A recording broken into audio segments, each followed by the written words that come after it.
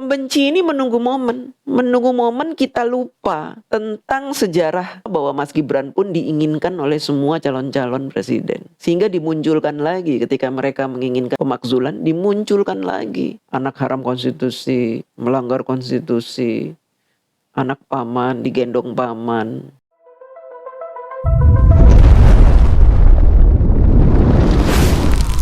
Jika alasannya memakzulkan Gibran dikait-kaitkan dengan keputusan MK yang awalnya Undang-Undang Pemilu melarang warga negara Indonesia yang belum berusia 40 tahun, namun karena keputusan MK sehingga yang berusia di bawah 40 tahun dengan syarat pernah dipilih di ajang pilkada, maka dia boleh diajukan sebagai presiden maupun wakil presiden. Jadi kalau ada orang yang tetap membawa keputusan MK dan menyebut Mas Gibran itu anak haram konstitusi, orang yang melanggar konstitusi, itu jelas tidak benar ya. Justru jika mereka membawa-bawa MK, merekalah yang melanggar konstitusi. Kenapa kita harus membahas ulang ini? Supaya teman-teman yang masih setia mendukung Mas Gibran bisa menjawab apabila ada saudara, ada tetangga, ada teman yang masih mempermasalahkan putusan MK ini. Awal mula MK kenapa sampai memutuskan bahwa warga negara Indonesia yang berusia di bawah 40 tahun boleh mengikuti kontestasi Pilpres, itu karena ada beberapa komunitas dan partai yang mengajukan judicial review ke MK di bulan Januari tahun 2023. Sebenarnya mereka ini, komunitas ini, sudah membahas tentang kejanggalan dari Undang-Undang Pemilu yang membatasi usia. Mereka ini jauh-jauh hari sudah, ini kayaknya nggak bener nih Undang-Undang Pemilu kita ini. Akhirnya mereka membahas tuh, mereka diskusi tuh. Diskusinya nggak sebulan 2 bulan, diskusi berbulan-bulan. Apalagi waktu itu setahun sebelum Pilpres, mereka menganggap bahwa ini harus ada sebuah gerakan untuk mengubah Undang-Undang Pemilu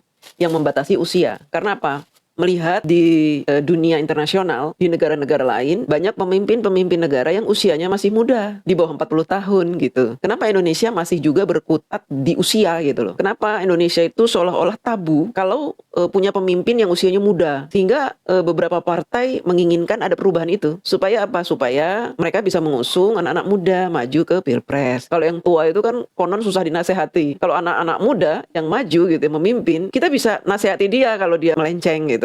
Ya kan? Tapi kalau orang-orang tua susah dikontrol. Kalau mereka melakukan kesalahan, kita kontrol emosi, ya kan? Merasa tua, wah nggak sopan kamu kontrol-kontrol saya gitu. Makanya memang undang-undang pembatasan usia ini sangat janggal gitu kalau masih diberlakukan di Indonesia. Walaupun orang-orang beragama bilang mengkait-kaitkan dengan agama bahwa hamba Allah itu rata-rata diangkat menjadi rasul itu di usia 40, dikait-kaitkan seperti itu. Padahal jelas berbeda antara utusan Allah dengan pemimpin gitu kan. Jelas berbeda. Di zaman Rasulullah SAW, justru Rasulullah pernah memilih seorang remaja berusia 17 tahun untuk memimpin perang. Para sahabat itu memprotes, kok si fulan yang dijadikan pemimpin? Kan ada yang lebih berpengalaman, ada yang lebih tua ini. Kenapa anak muda suruh jadi pemimpin? Akhirnya para sahabat ya sudah, taat. Sama gitu loh dengan pemimpin negara gitu. Kenapa tidak anak muda? Bahkan kalau cerita-cerita kerajaan-kerajaan zaman dulu itu yang menggantikan raja itu anak-anak muda yang usianya di bawah 40. Kenapa tidak bisa? Bisa-bisa saja ya. Jadi memang budaya kita ini yang notabene adalah budaya yang penuh dengan sopan santun, menabukan anak muda menjadi pemimpin. Karena dianggap anak muda ini nggak sopan. Ada yang lebih tua kok dia mau mimpin. Kalau dalam Islam saya tanya, boleh nggak anak muda memimpin sholat sementara makmumnya orang tua? Boleh nggak? Ada larangan nggak? Nggak ada kan? Nggak ada. Kecuali anak muda ini ilmunya di bawah dari yang tua-tua. Baru dia lebih baik yang tua, yang maju, yang lebih hafal Al-Quran, yang lebih bagus bacaannya gitu. Kan begitu.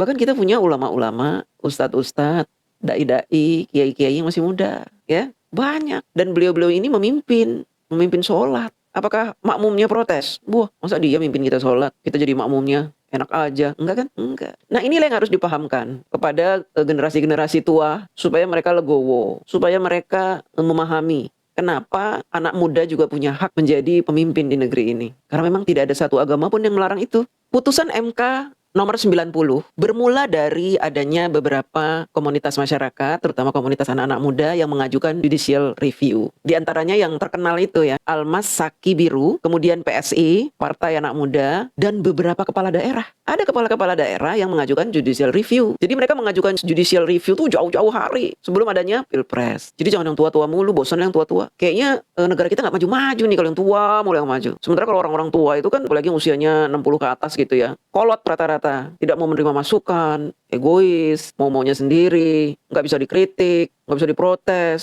emosional. Itu pikiran dari orang-orang yang mengajukan judicial review. Selain itu mereka juga beralasan bahwa Undang-Undang Pemilu yang membatasi usia ini juga melanggar Undang-Undang Dasar 45. Undang-Undang Dasar 45 ini undang-undang tertinggi di negara kita. Nah, sementara Undang-Undang Pemilu di bawahnya dari Undang-Undang 45, yaitu hak asasi setiap warga negara untuk bisa maju, dipilih dan memilih gitu. Itu sebenarnya asal-usulnya seperti itu. Kenapa ada pemikiran-pemikiran untuk melakukan judicial review. Dari beberapa permohonan ini, akhirnya diterimalah si Almas Saki Biru ini telah mewakili permintaan judicial review yang lainnya gitu. Dia ini adalah seorang mahasiswa dari Universitas Surakarta, gitu ya, UNSA, UNSA. Ya terimalah. Wah, ini anak muda nih, cocok kata MK gitu ya. Dan dengan tidak mengabaikan permintaan yang lain, karena kan sama, materinya sama ya. Materi yang minta diuji itu sama. Dan di bulan Oktober tahun 2023, MK ketok palu.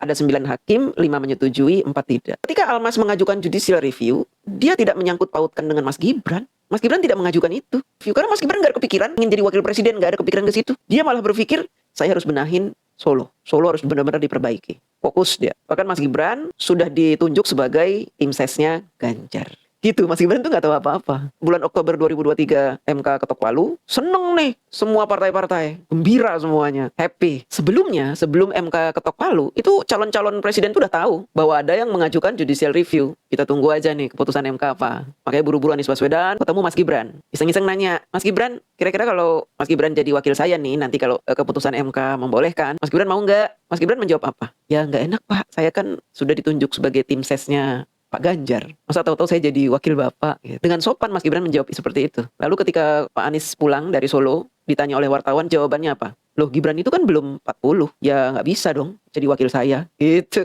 Padahal Mas Gibran sudah menolak itu. Tapi si Anies jawabnya begitu. Dia nggak mau berterus terang bahwa Gibran menolak lamaran saya. Nggak mau ngomong begitu. Gengsi dong. Demikian pula pihak PDIP. Pihak PDIP juga begitu. Kemungkinan nanti Mas Gibran akan kita minta menjadi wakilnya Pak Ganjar. Siapa yang punya ide itu? Mbak Puan. Tapi elit-elit politik yang ada di PDIP tidak setuju. Bahkan Mbak Puan berseteru juga dengan Pak Ananda. Disinilah kita tahu bahwa di PDIP itu masih percaya kepada orang-orang tua. PDIP itu termasuk partai kolot yang hanya meyakini orang-orang tua yang bisa memimpin negeri. Kalau ada anak muda itu mereka bilang, masih muda bisa apa sih, kok kencur.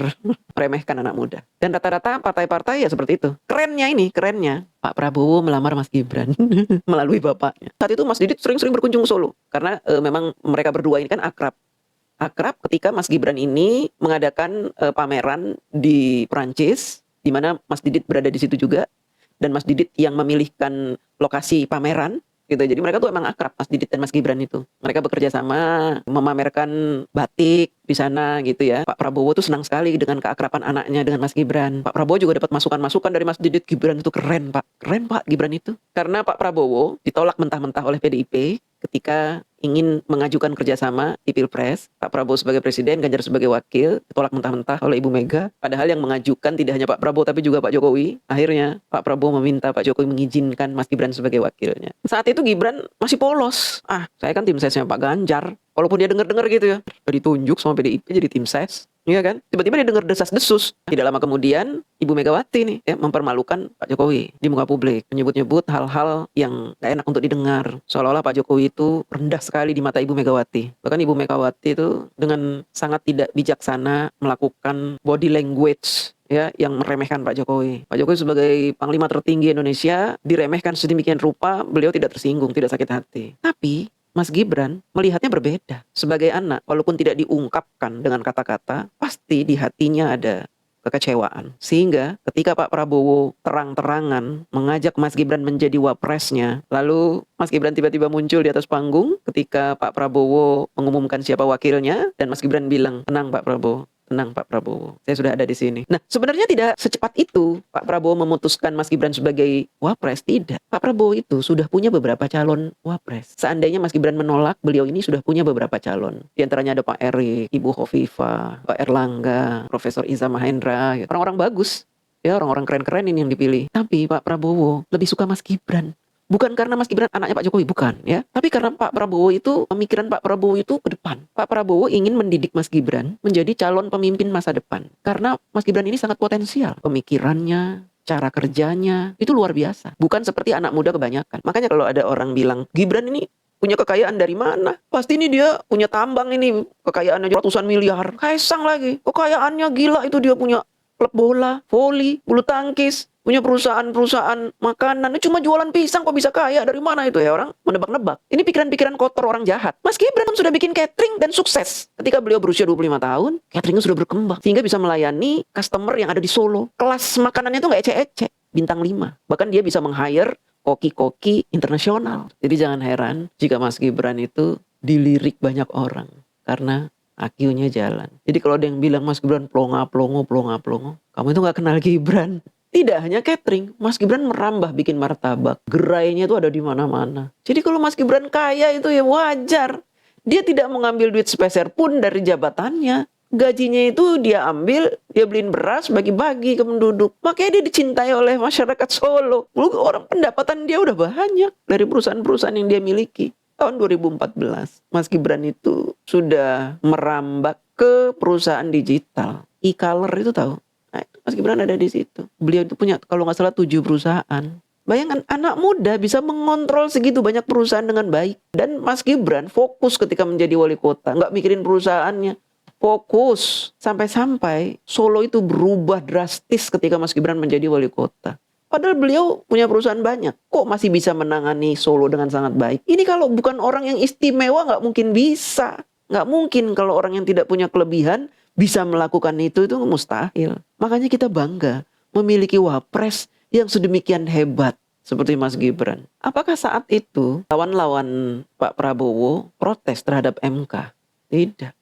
Karena apa? Mereka menyadari bahwa mereka pun menginginkan Mas Gibran. Malu kalau protes. Karena kan masih hangat-hangatnya itu mereka menginginkan Mas Gibran. Kalau mereka protes, pasti Mas Gibran akan bilang, nah lu kan kemarin kenapa minta gue jadi wakil lu juga?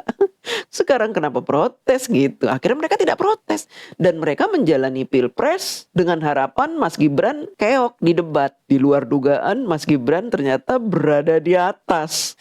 Bapak-bapak calon-calon wapres ini dibuat KO semua ya. Pembenci ini menunggu momen kita lupa tentang sejarah bahwa Mas Gibran pun diinginkan oleh semua calon-calon presiden. Sehingga dimunculkan lagi ketika mereka menginginkan pemakzulan, dimunculkan lagi. Anak haram konstitusi, melanggar konstitusi, anak paman, digendong paman. Tapi kita sebagai warga negara Indonesia harus cerdas. Jangan melupakan cerita-cerita di balik keberhasilan Mas Gibran ini. Kita harus tetap yakin bahwa kita memiliki seorang wapres yang luar biasa. Dan ini harus menjadi kebanggaan buat kita semua. Khususnya buat negara Republik Indonesia tercinta. Terima kasih.